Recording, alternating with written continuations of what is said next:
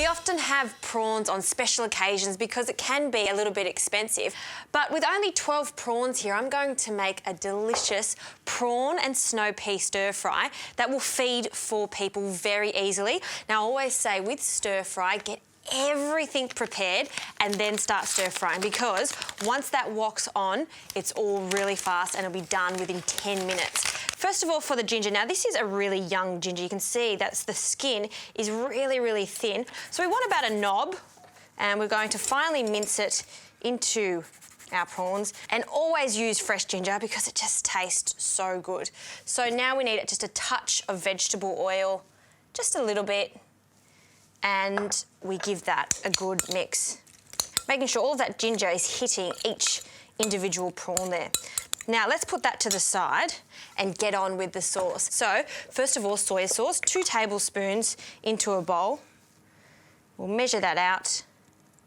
A tablespoon of Shaoxing wine, you could also use some sherry. 2 tablespoons of caster sugar for the sweetness. And I adore sesame oil, so we want about half a teaspoon. This is fantastic because it gives it a really lovely nuttiness to it. Also, some chili sauce. Now, I'm going to use a tablespoon of chili sauce.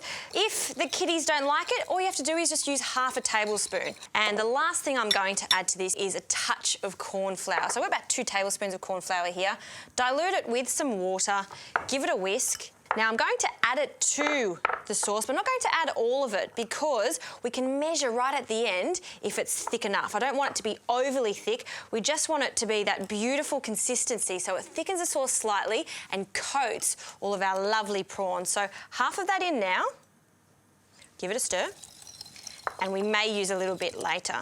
Now for the fun part, let's start stir frying. So I've got my wok on, it's on a high heat. It's all about fast cooking. We'll now add a tablespoon of our vegetable oil. Always when stir frying, vegetable oil is what we need. And in with our garlic. Now, it's going to go quite fast now because we don't want this garlic to burn. So in with that.